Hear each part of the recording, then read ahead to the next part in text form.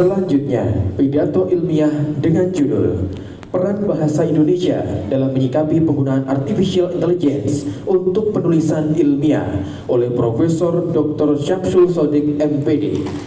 Yang kami hormati, Profesor Dr. Syamsul Shodiq MPD, disilakan.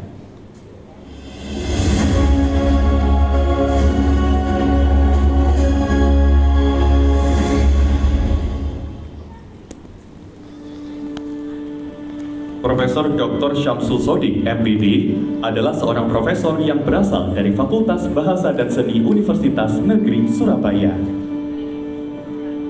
Ia lahir di Pelemahan, Kediri pada tanggal 13 Februari 1966. Berasal dari keluarga petani sederhana, ia harus menghadapi tantangan finansial sejak dini. Pendidikan dasarnya sempat tertunda 1 tahun, tetapi tekadnya yang kuat membuatnya melanjutkan sekolah meski harus tinggal bersama kerabat demi meringankan beban keluarga. Keputusan untuk melanjutkan pendidikan di Sekolah Pendidikan Guru di Kediri menjadi awal perjalanan karirnya di dunia pendidikan. Setelah lulus, ia magang mengajar di sekolah dasar hingga akhirnya mendapatkan beasiswa untuk melanjutkan studi di IKIP Surabaya pada jurusan Bahasa Indonesia. Profesor Syamsul melanjutkan pendidikan S2 di Universitas Negeri Malang dan S3 di Universitas Negeri Surabaya pada bidang yang sama dengan fokus penelitian pada inovasi pembelajaran, khususnya literasi dan deep learning. Ia menciptakan metode pembelajaran menulis berbasis literasi yang relevan di bidang jenjang pendidikan dan memanfaatkan teknologi, termasuk artificial intelligence, untuk mendukung analisis data. Profesor Syamsul merupakan profesor di bidang pembelajaran menulis. Ia telah memiliki ketertarikan di bidang ini sejak masa studinya di Sekolah Pendidikan Guru. Ia mengeksplorasi mengenai cara mengajar yang baik dan menciptakan suasana belajar yang nyaman bagi siswa. Kemudian, ketertarikannya mulai berkembang seiring perjalanannya di jenjang sarjana hingga doktoral yang seluruhnya berfokus pada aspek pembelajaran. Profesor Syamsul meyakini bahwa jabatan profesor adalah amanah besar yang mengharuskannya untuk terus memperdalam kualitas penelitian serta pengabdiannya kepada masyarakat, khususnya dalam meningkatkan mutu dan efektivitas pembelajaran menulis.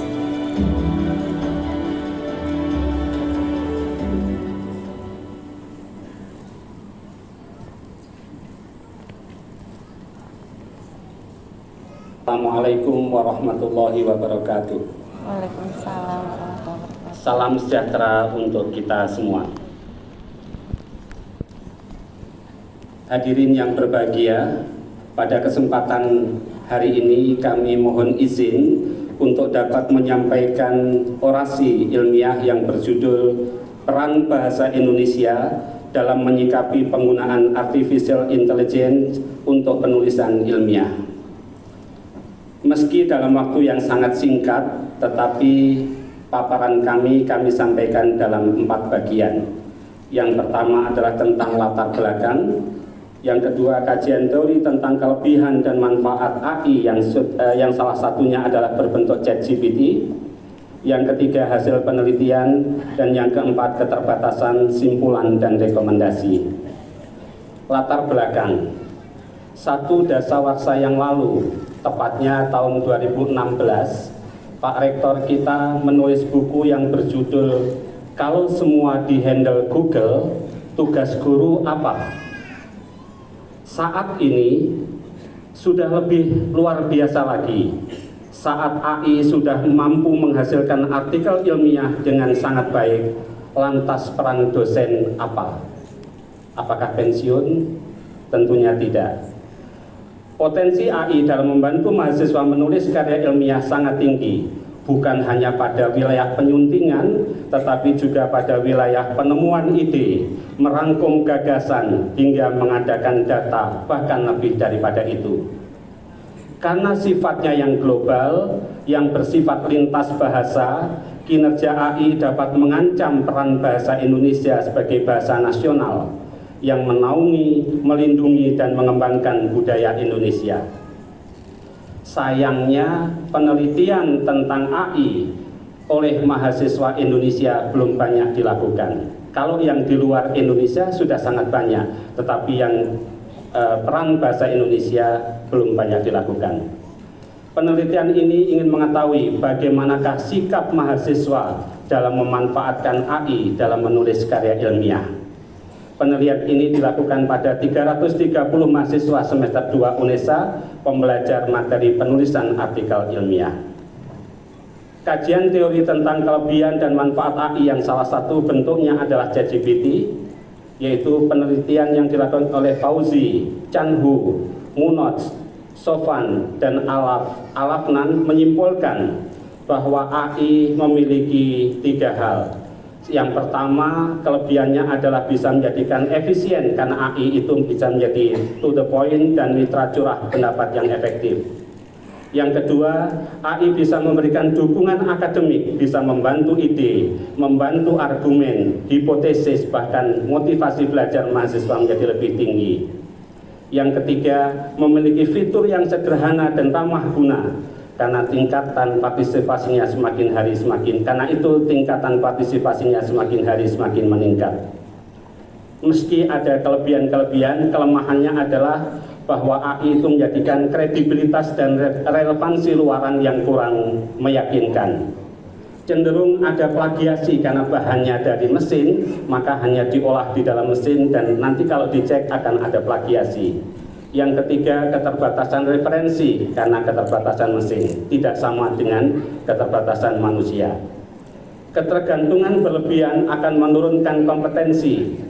Kalau belajar itu adalah berpikir dan penanda kemanusiaan itu adalah berpikir, maka AI melakukan dehumanisasi.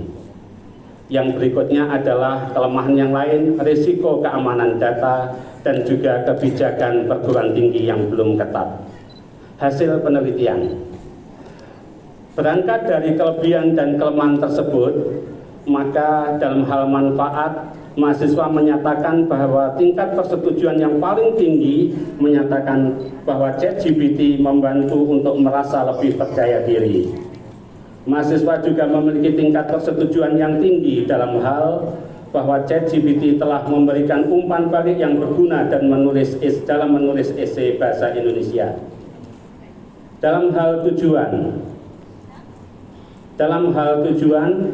dengan kesepakatan yang sangat tinggi, mahasiswa memahami konsep penulisan esai bahasa Indonesia dan juga mendapatkan umpan balik yang berguna dalam penulisan esai bahasa Indonesia. Juga sementara itu mahasiswa menunjukkan tingkat kesepakatan yang sedang dalam hal meningkatkan kemampuan mereka dalam menulis esai dan mendapatkan umpan balik yang berguna dalam penulisan. Dalam hal sikap, ada 5 hal yang disampaikan oleh mahasiswa. Yang pertama adalah mahasiswa menganggap bahwa ChatGPT sebagai alat yang berguna untuk memperbaiki kesalahan tata bahasa dan struktur kalimat. Yang kedua, mahasiswa merasa terbantu dalam meningkatkan kreativitas mereka selama proses penulisan esai dengan AI. Yang ketiga, mahasiswa merasa terbantu dalam mengembangkan ide dan argumen. Yang keempat, mahasiswa menjadi lebih efisien dalam menyelesaikan tugas penulisan esai bahasa Indonesia. Dan yang kelima, mahasiswa menganggap ChatGPT sebagai alat untuk meningkatkan keaslian tulisan mereka dalam menulis esai bahasa Indonesia. Dengan demikian, dapat dikatakan bahwa sebagian besar mahasiswa memiliki sikap yang positif pada AI. Dan simpulan penelitian ini, disclaimer-nya hanya dilakukan untuk 330 mahasiswa semester 2. Perlu dilakukan penelitian yang lain yang memiliki karakter dan beban yang berbeda, beban tugas yang berbeda. Fakta sementara, pengguna AI di pasca sarjana tidak sesemarak di S1 dan diploma. Terkesan kurang hati-hati atau agak mengabaikan risiko, mahasiswa cenderung untuk semarak memanfaatkan fasilitas dan kelebihan AI dalam menulis ilmiah.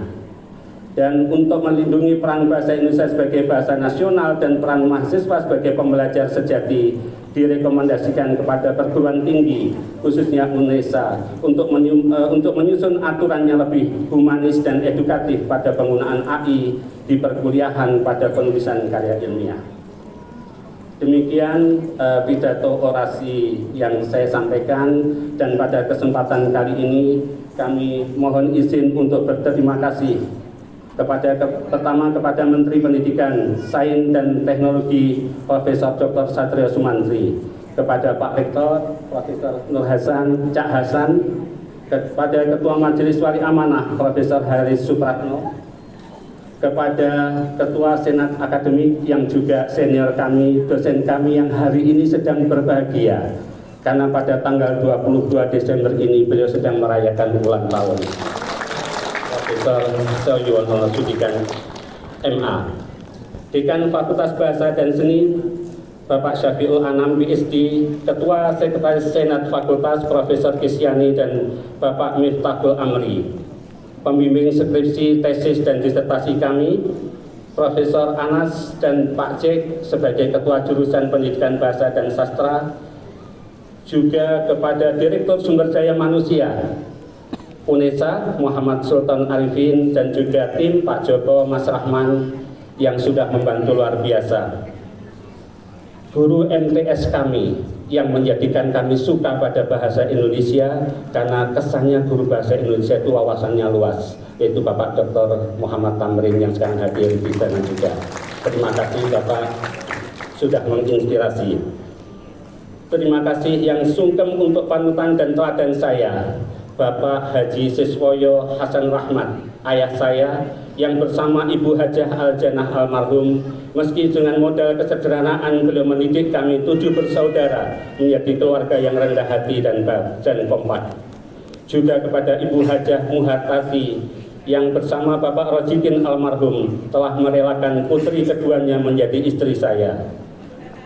Untuk Ibu Al-Janah almarhum dan Bapak Rojikin almarhum, semoga Allah selalu menganugerahkan ampunan rahmatnya kepada panjenengan berdua. Allahumma fir lahuma warhamhuma wa'afihi wa'fu anhuma. Kepada Ayah Haji Siswoyo dan Ibu Muhartati, matur sembah nuwun Mbah Kung, Mbah Huti, mugi Mbah Kung Mbah Huti terus kanugrahan sehat lan berkah lan husnul khotimah mendampingi anak dan cucu. Juga kepada saudara-saudara saya bertujuh, juga kepada pimpinan wilayah Muhammadiyah Jawa Timur Bapak Sukadiono dan Bapak Kiai Haji Dr. Muhammad Sultan Amin, terima kasih rawuhnya. Pimpinan wilayah daerah Gresik, pimpinan daerah Muhammadiyah Gresik Ustadz Toha Maksun dan juga Bapak Yusuf Sabri, Rektor Universitas Muhammadiyah Surabaya Bapak Dr. Mudakir, terima kasih rawuhnya. Pimpinan cabang Muhammadiyah sepanjang Ustadz Abdullah Smith, terima kasih atas promosi dan juga provokatornya, belum jadi profesor tapi sudah selalu disebut prof.